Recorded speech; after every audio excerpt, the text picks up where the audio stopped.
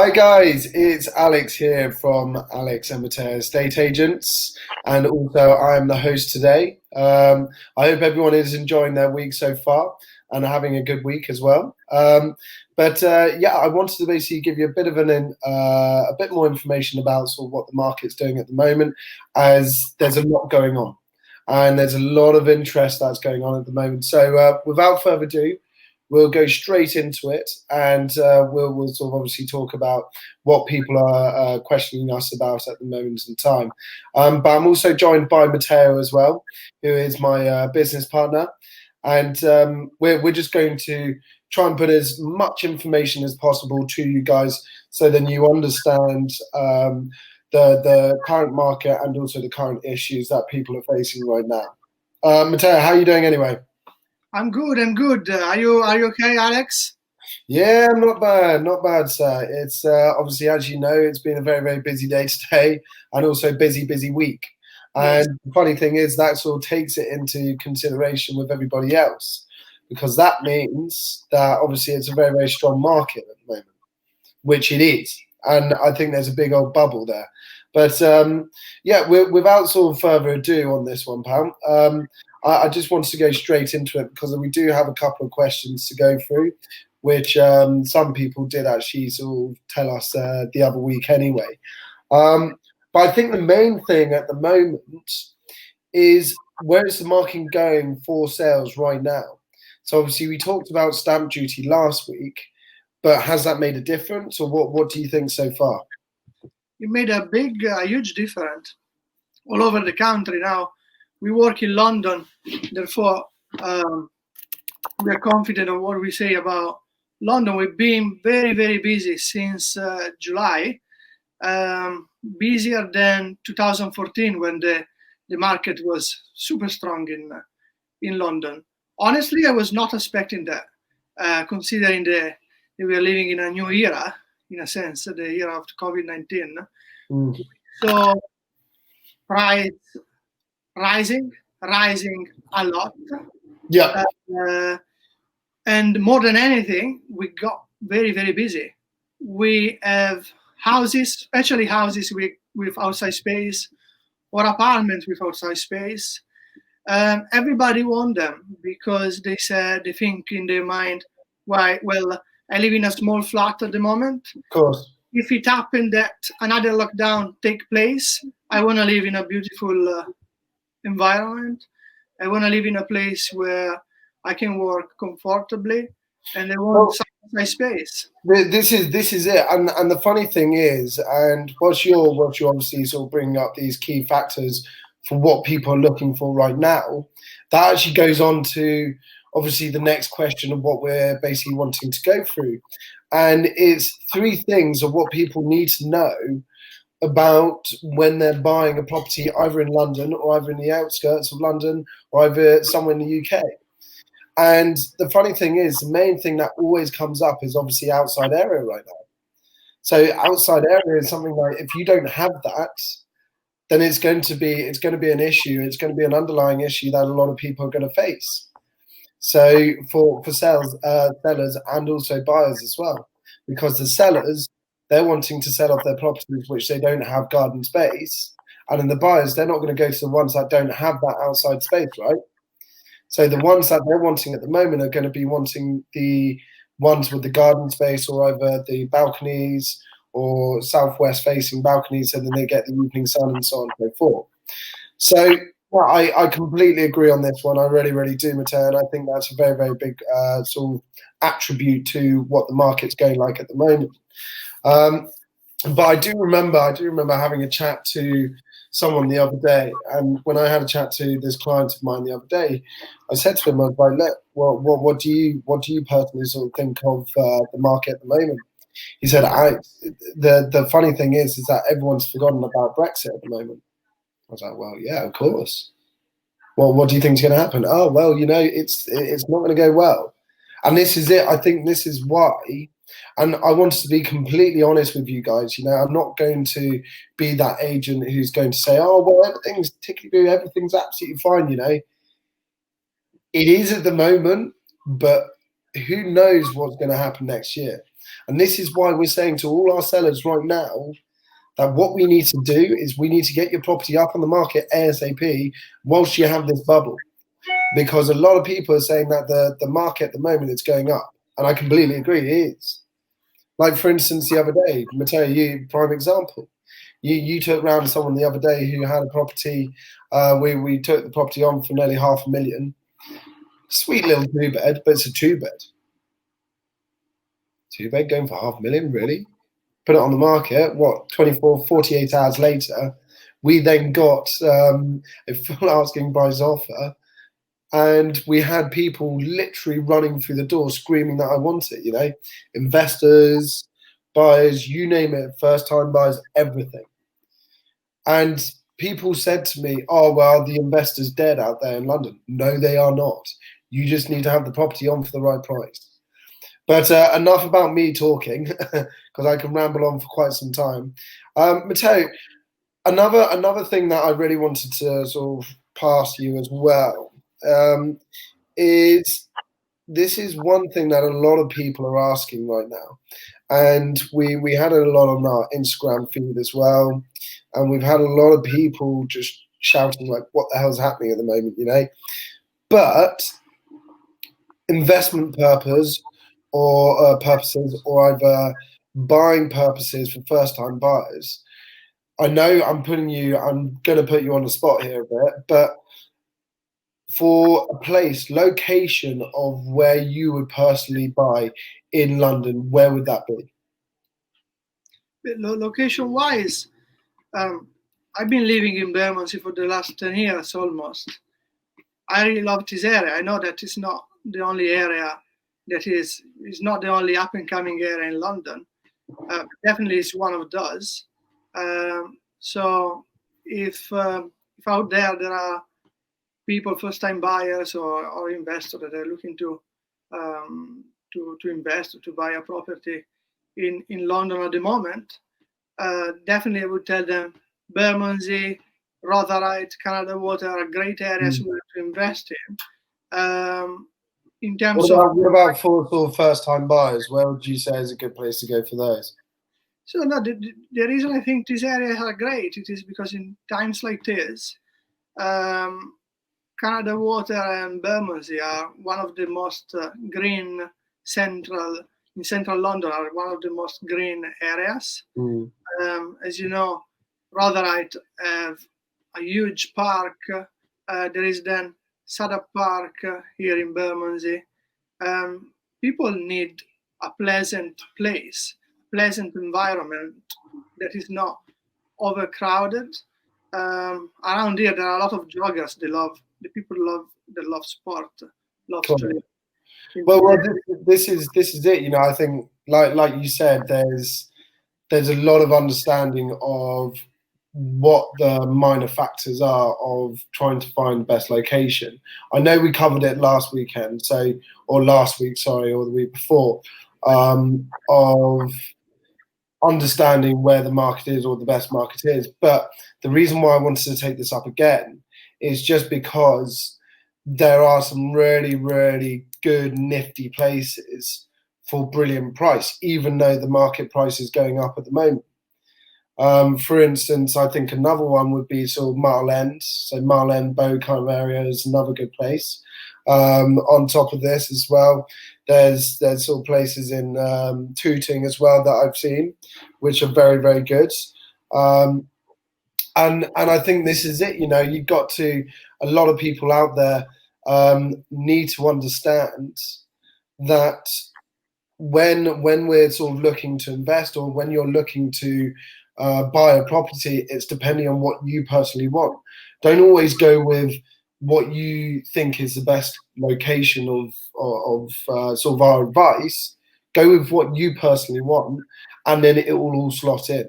But hand on my heart, I think sort of like Matteo said, Bermondsey, these kind of areas are very, very good to go into because they're up and coming. There's a Grosvenor, for instance, prime example. Grosvenor factory is just around the other corner. When the Grosvenor family are going to be putting this up, then my God, the amount of properties, 1,500, 2,000 properties are going to be around here.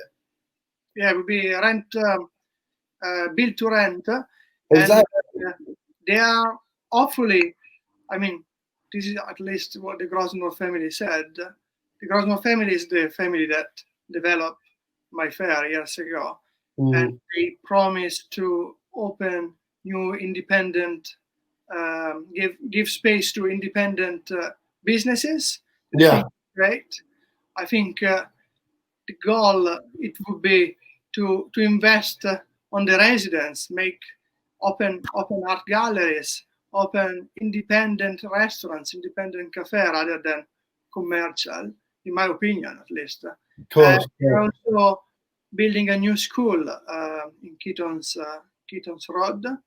So hopefully it will be a good news for the people living in the area. I know that many people are against this development in the biscuit factory, but personally I think it's positive. If they do what they said that they would do, it would be positive. Of course, if they do something different, then it won't be. Do you think they will sort of do exactly what they say, or do you think it's going to go? So do you think it's going to be extended, or what do you think? Yeah, we don't know. I mean, what all we will need to wait and see. The council approved the plan, I think, in February, so they're starting the works now. We will see. We will just need to wait and see and campaign to make sure that they will stick on their terms. I think it's very important to keep an eye on them because often developers say one thing and then do another to make sure that Yeah, exactly. And am I incorrect in saying that it is 1,500 to 2,000 new homes there? yeah, something like that. No, I'm not totally sure, but yeah, there will be all flats. And again, the fact that they're building a lot of flats. Now, Yeah. many people will think, well, they are saturating the market. However, they will be built to rent. It means that they are not allowed to sell those kind of properties.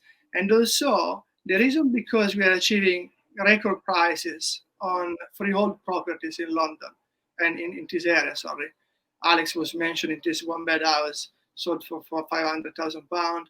We sold another 2/3 bedroom house in Keaton's Road, just behind Bermondsey Station, for a record price of £725,000 within 3 weeks. Why it is happening? It is because people can see the fact that, yes, they are building a lot in London, but they are not building houses. If you want to live in London, but in a house, there aren't many choices in central London. No. So this is why people are paying premium price for this kind of properties, and they're also paying premium price for apartments with big terraces. I think this is it, and this is why I really wanted to talk about this, because there's so many people now looking for these sort of big terraces, big gardens, and all this, and all the agents saying, "Oh, well, it's booming at the moment. The market's booming." It is if you have a balcony or a garden. Whether or not I would say if you had sort of like no balcony or garden, personally, I don't think it's going to be sort of too booming at that point. For those kind of people, it's going to be trickier. And this is what we felt. This is what we've seen. We've physically seen this ourselves. Like all the properties, the funny thing is, all the properties that we've had that have had gardens, balconies, and outside areas that are private, we've seen them go like that. Very quickly. The ones that don't are the ones that have been on for like sort of 3-4 weeks, and we just haven't had any interest at all. And we've seen this so much. And I think it's gonna. Honestly, for me, I think it's gonna probably keep on going like this. So, saying that the market is booming, yes, it is for a certain criteria of the market. Yeah. And London, we were reading this morning on the news. You remember, Alex? Outside London, particularly, the prices are booming because there are a lot of houses. A lot of people are moving from London to Kent, for instance. Kent, speaking of people living in Bermondsey, because they already live south of the river, they really like to move Kent, for instance. At the end of the day, in an hour, you can go to London from Kent. Personally, I prefer to live in London because I like the people, I like the vibe of London. But if you're looking for convenience, if you're looking for a nice place without spending so much money and be able to commute to London twice a week, I think is a great option to buy. Well, prime example is obviously everyone's going out of London now, so that's just because everyone can work from home. The furlough is going to be stopping, redundancies are going to be happening, and also everyone's needing to get out of London because they don't need to be here. Yeah. Now, on top of that, we're now seeing a lot of people buying outside London, which is fair enough. But the reason why I'm saying this is because when I was down in Devon, my sister actually bought her property. It's a nice 3-bed house with huge garden, great location. Guess how much it was? It was literally max. She put down, so it was on for 300,000. She got it for 150. Wow. 150,000 for a 3-bedroom property. It's not heard of. So what people are doing is obviously you get a 3-bed here, my God, you'll be paying nearly $750,000. But if you go outside of London, you could then buy 5-6 properties of that, and they're the exact same size, exact same square footage. The lease are going to be lease extensions are going to be longer anyway. They're not going to be short leases. They're going to be like 999 instead of 125. And this is why I think a lot of people are actually, in a weird way, I know this sounds really weird, but they're actually saving money going out of London. And I think this is what we're seeing at the moment. Yeah, we are seeing that, but will it last forever? I personally think that the people won't forget about cities. Oh. Yeah, we are living in a very particular time now, and probably we will be still living in a particular time for another year, maybe 2. But I think that there is people. But yeah, I think we might have lost Matteo just then. But yeah, I think this is it. I think you've got to understand what the situation is. And guys, I always say this, and I genuinely do, and I really mean it, is that every single time we say all this information, this is obviously our personal opinion. Obviously, our personal opinion could be completely wrong, but this is what we've seen, and we've been in this industry for nearly 15 odd years. Having this 15 odd years of experience, we understand where the positive parts are, where the negative parts are. But we're the ones that are going to say this information. Every single time you go to an agency, all you're going to hear is you're going to say, "Oh, well, yeah, it's a lovely property. Oh, it's brilliant. Oh, fantastic. It's so amazing." They're going to sell themselves, aren't they? They're going to sell your property being the most amazing property out there. What we do is we basically give you the blunt black and white reasons of either why it's good or why it's bad. And if it's bad, we need to improve. But this is why we've always said this, and this is why we've always made sure that every single bit we say, every valuation we go on, we're always honest. We're always honest, whether or not you like it or not. And this is it. And I think this is why it's worked for us so bloody well. But one last thing, just before we end. One thing that I did want to find out what Matteo's thoughts are on this one. Virtual viewings, Matteo. So like 360 tours and stuff like that. What do you honestly think of them right now? Do you think it's going to sell the property more, or do you think it's not, or what do you think it's going to do? Yeah, the virtual tour, it sounds very good, and it is good in a certain extent. Like for lettings, is very good. We do those. We offer those service for letting properties. While on one end it looks like, oh wow, fantastic! I can visit a property through the virtual tour. On the other end, you need to think that when you take a tour of a property in lettings, you will see in the tour that there is some kind of furniture, and you need to make sure that when you watch those tours, you need to ask your estate agent what is actually staying. Yeah. If you see a nice bed and you can see nice wardrobe or whatever, but what if they are going to remove it? From a virtual tour, you can't see the view from the windows. You can't see how nice is in the neighbor. So realistically, you would say it's good for lettings to a certain extent, but for sales, it's pointless then. Well, for sales, I think for sales is good. I think many people use the virtual tour to impress their clients, to impress the sellers. At the end of the day, yeah, it could be, it's good and bad. In terms of sales, a lot of estate agents use the virtual tours in sales to attract clients. Yeah. At the end of the day, if you think like, why is it good? Is it good? Will you buy a property through a virtual tour? And I never knew anybody that would have done that. Exactly. Precisely, and this is exactly it. I always say that that's a very sort of politician answer, right? And this is it. There's a lot of people out there that don't want to say it's bad, but don't want to say it's good. I just put it in black and white and say, right, it's good for lettings, not good for sales. You know, sales are going to be, you need it more of an interaction with it. You know, yeah, don't get me wrong. Obviously, if COVID-19 suddenly strikes again, which the way things are looking at the moment, it looks like it probably will, then yeah, then we can obviously still keep on doing viewings whilst we're still at home.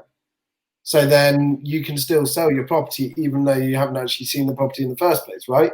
So that, in that way, it's good. But if we can actually do physical viewings, I think it's 10 times better. Yeah. But look, guys, we are now unfortunately out of time on this one. But thank you so much for everyone listening. And I hope this has been of some interest to people as well. What we're going to do is we've actually got a special guest next week. So we're going to be taking him on.